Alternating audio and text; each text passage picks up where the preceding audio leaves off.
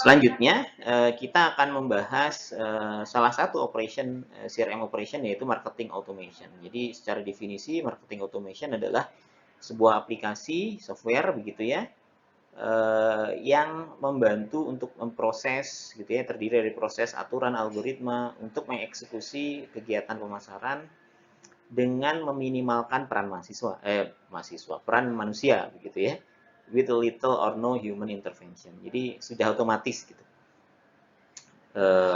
Bagaimana otomatisnya? Tentu saja ada algoritma, tentu saja ada aturan prosedur yang ditanamkan di dalam sebuah software itu, gitu ya, atau rules dan algoritma. Nah, contohnya atau manfaatnya menggunakan marketing automation tadi ya, ada beberapa begitu yang teridentifikasi, ada 8 kalau nggak salah ya. Jadi marketingnya lebih efektif tentu saja ya, karena kalau sudah menggunakan algoritma tertentu gitu ya, misalnya algoritma prediksi untuk memprediksi tren customer, atau yang mungkin sudah pernah kita pelajari, memprediksi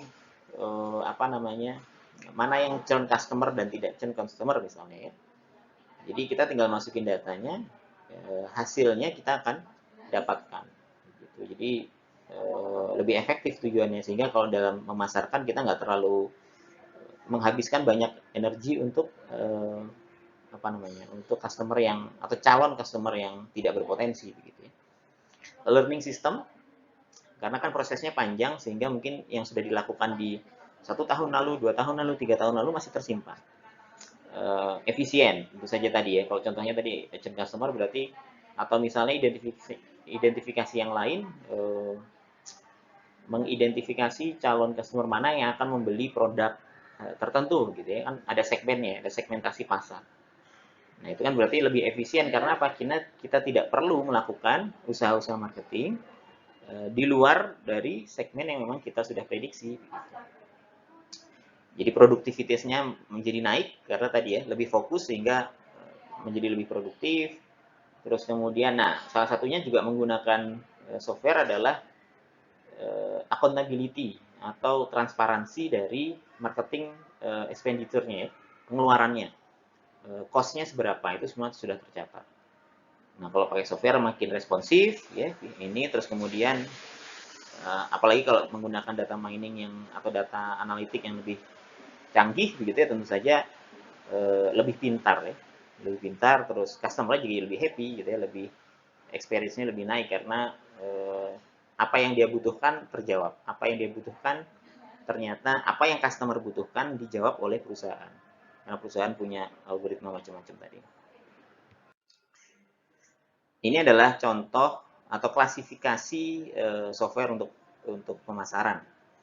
Ya, jadi menurut referensi yang kita pakai, tentu saja mungkin berbeda referensi, berbeda juga klasifikasinya ya, pembagiannya.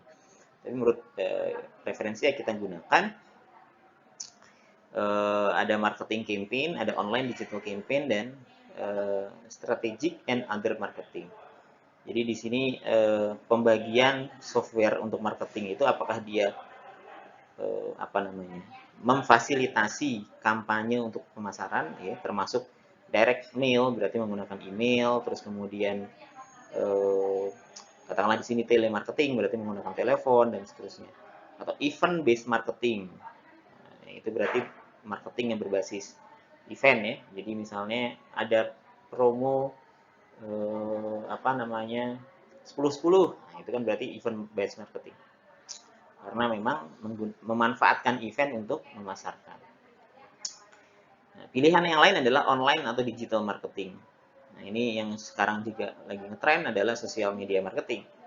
Teman-teman sudah sering mungkin ya, kalau misalnya lagi scrolling Instagram terus kemudian muncul iklan gitu ya, atau lagi baca Twitter juga muncul iklan.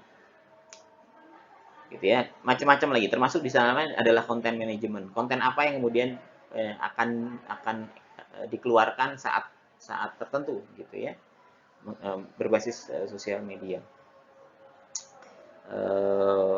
Nah, yang juga lagi menjadi andalan begitu ya kalau marketing, tentu saja adalah search engine optimization. Ini juga pernah kita bahas ya di mata kuliah sebelumnya, saya rasa yang di bisnis digital, yaitu optimisasi mesin pencari ya, search engine. Google itu ketika misalnya teman-teman mengklik atau menulis misalnya produk baju tertentu gitu ya, atau produk ya macam-macam lah ya, sepatu tertentu, maka yang muncul adalah merek-merek yang apa namanya, yang di atas gitu ya, teman-teman akan cenderung untuk pilih kan. Yang muncul di halaman pertama Google itu akan yang cenderung teman-teman lihat pertama. Nah, itu kan ada metodenya untuk agar bagaimana tampil di halaman pertama. Itu yang kita sebut sebagai search engine optimization. Termasuk juga web analytics. Nah, ini kalau misalnya teman-teman jualan di web, terus apa namanya, tentu saja kan diakses oleh calon customer begitu ya, terus kemudian kan bisa dianalisis mana yang sering dilihat, mana yang sering diklik, menu mana yang menarik gitu ya, atau yang tidak menarik. Nah, itu kita sebut sebagai web analytics. Nah, di level yang lebih atas tentu saja adalah strategik gitu ya. Nah, yang sifatnya lebih strategik, yang sifatnya lebih general gitu. Nah, termasuk misalnya ya ini biasanya ada kata kuncinya adalah ada manajemen di sini ya, loyalty management katakanlah. Bagaimana kemudian manajemen dalam mengelola kesetiaan pelanggan gitu ya, agar tidak pindah ke eh, kompetitor gitu ya. Nah, itu misalnya lewat promo, misalnya lewat apa bonus dan seterusnya. Tapi sekali lagi ini sifatnya lebih strategik, lebih atas, bukan teknikal yang ada di paling kiri ini lebih teknikal, yang paling kanan ini lebih strategik.